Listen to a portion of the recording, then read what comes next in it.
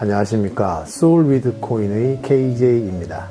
얼마 전 스위프트가 우리도 실시간 국제 결제를 하겠다라고 선언했습니다.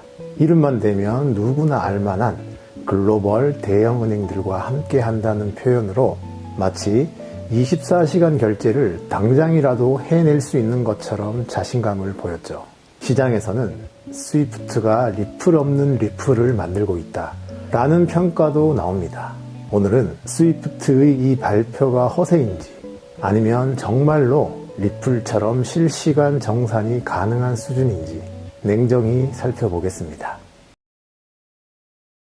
스위프트는 언어도 다르고 시스템도 다른 은행들이 국경을 넘는 거래를 할 때 그 사이에서 메시지를 받아 전달해주는 중개인 역할을 하며 오랜 시간 그 낡은 시스템으로 엄청난 수익을 유지해 왔습니다.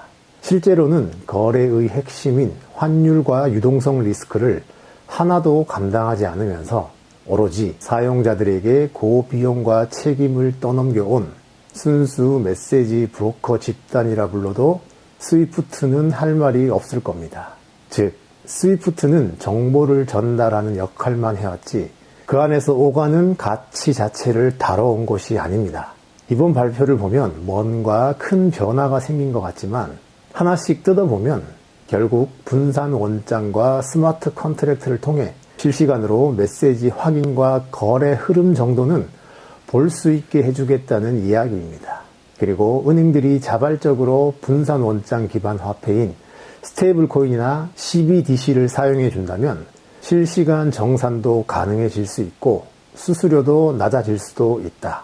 다만 우리 스위프트가 챙길 수수료가 얼마인지, 앞으로 은행들이 낼 수수료가 얼마인지는 말해줄 수는 없지만 리플 말고 제발 우리랑 함께 해달라는 사실상 절규에 가까운 이야기를 체면은 지켜보겠다고 가오 잡으면서 내놓은 거죠. 혹시 이 해석이 틀렸다면 스위프트 관계자는 단 한마디라도 반박해 보시길 바랍니다. 스위프트 너희들 말이야, 해대라, 체인 링크 말고도 이것저것 아무리 테스트 몇 년간 해봐도 실시간 정산 안 되지? 그래서 메시지라도 택배 송장 번호 실시간 조회처럼 해보겠다는 거잖아.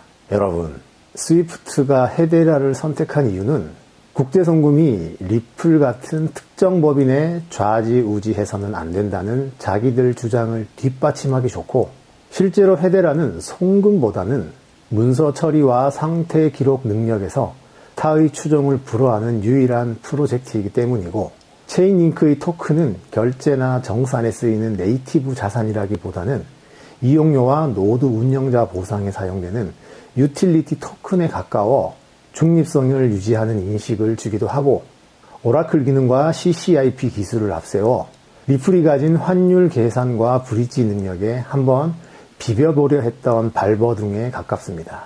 체인링크 오라클은 송금이나 정산과는 전혀 다른 영역인 환율, 날씨, 연예계 소식, 부동산 시세처럼 블록체인 밖의 정보를 블록체인 안으로 전달해주는 중개인 기술에 특화되어 있고, CCIP는 다른 원장들에게 토큰을 소각하라, 다시 발행하라, 이렇게 지시만 전달하는 기능일 뿐인데, 스위프트가 오죽 다급하고 답답했으면 이거라도 붙여본 게 아닐까 합니다.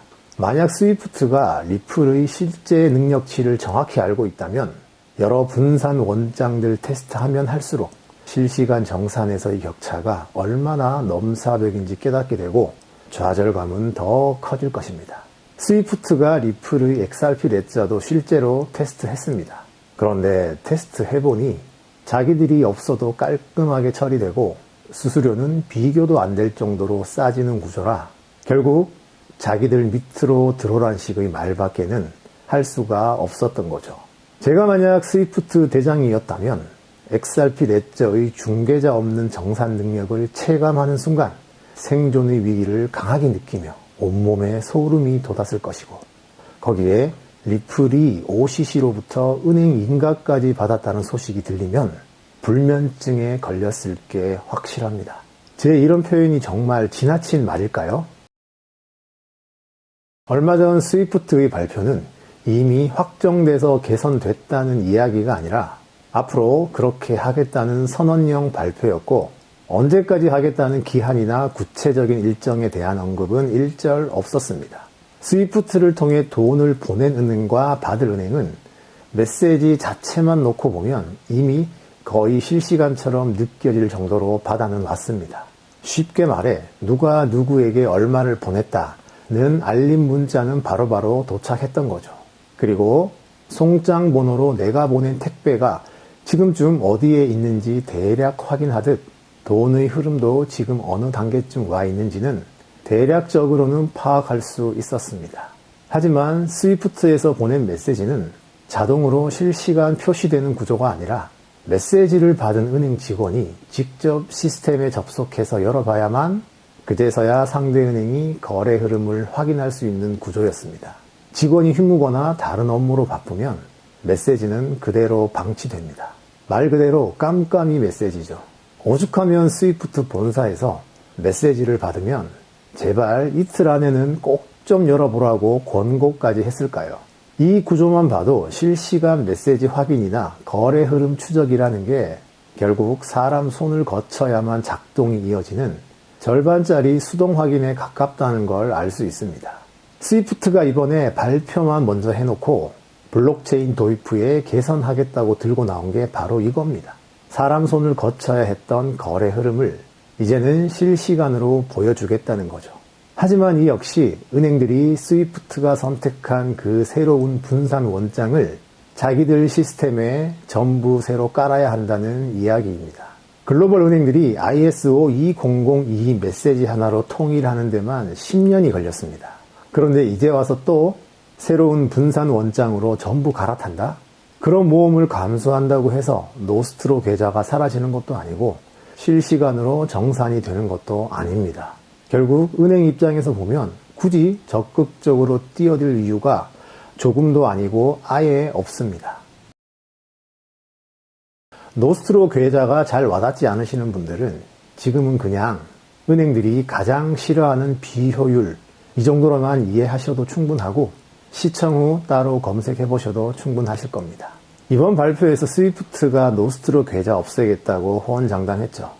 그래서 저도 리플 이제 망하는 건가 싶어서 뭐라 하나 봤더니 가관입니다.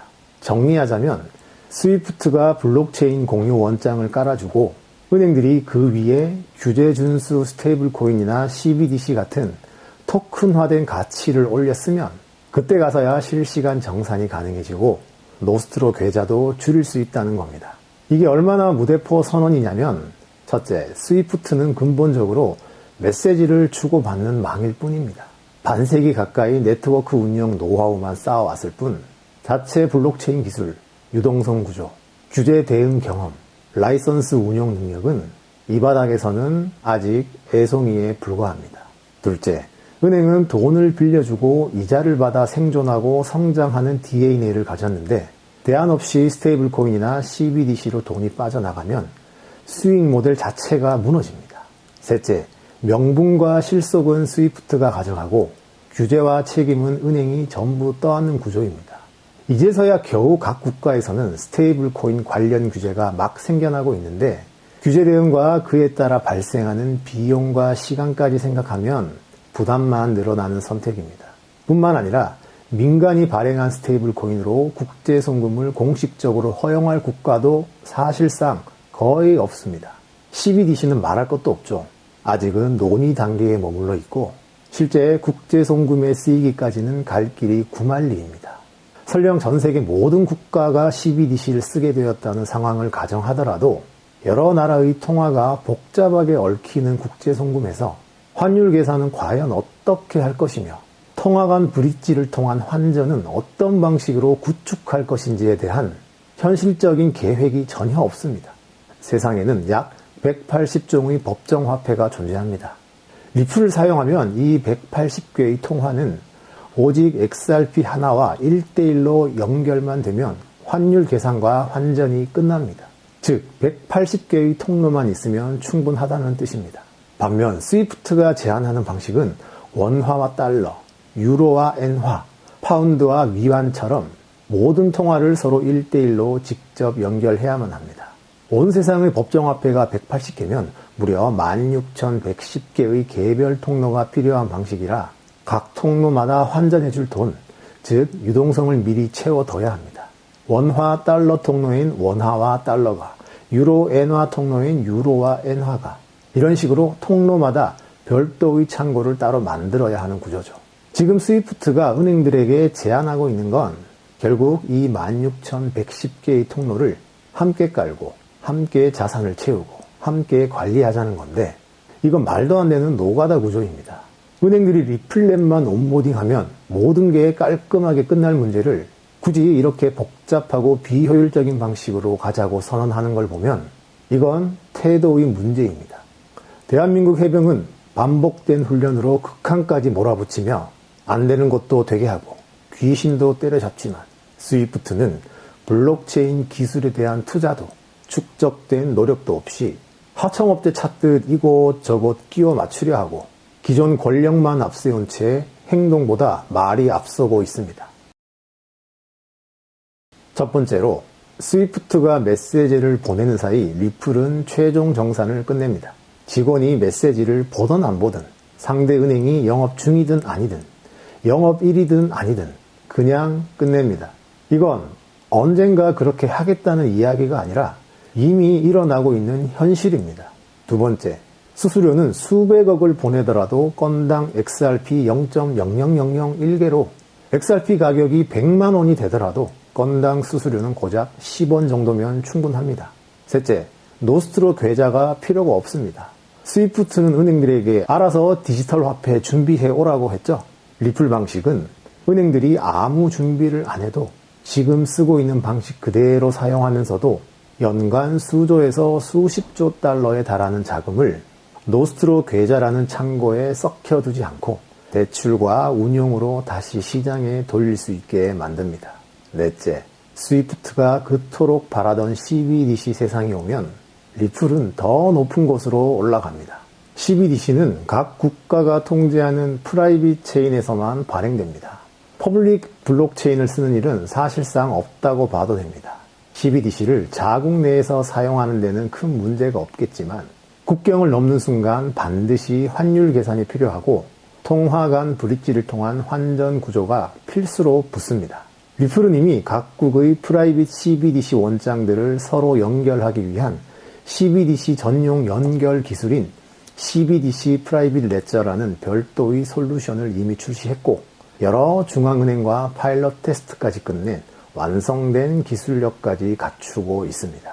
여기에 더해 리플은 이미 자체적으로 300곳이 넘는 유동성 파트너를 확보해 놓은 상태인데 CBDC로 대체되는 순간 유동성 파트너들 확장과 운영의 효율성이 몇 배 이상 좋아질 수밖에 없습니다.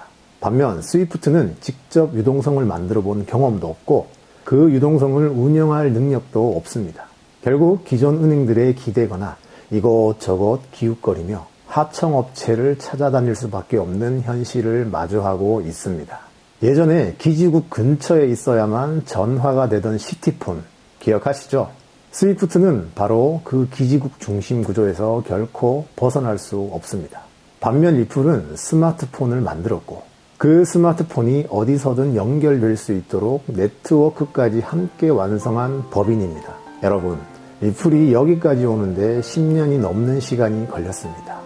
어떤 이유로든 만약 10년 전 리플의 잠재력에 확신을 갖고 그때 투자를 하셨다면 아마 10원도 안 되는 가격에 매수하셨을 겁니다. 혹시라도 단 한 번의 익절도 없이 오늘까지 유지하셨다면 수익률은 몇백 배 그 이상이겠죠. 리플에 대한 전망은 사람마다 다를 수가 있습니다. 하지만 이 리플의 가능성을 여전히 높게 보고 계신 분들이라면 지금의 가격에 큰 불만이 생기지 않는 게 오히려 정상적인 반응이 아닐까, 저는 그렇게 생각합니다. 마음속에 화가 가득하신 분들은 제가 리플을 띄운다고 분노하실 수도 있습니다.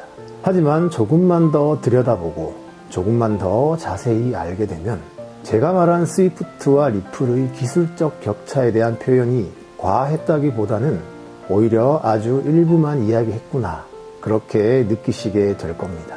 시청자분들은 리플의 가능성을 어떻게 보시는지 궁금합니다.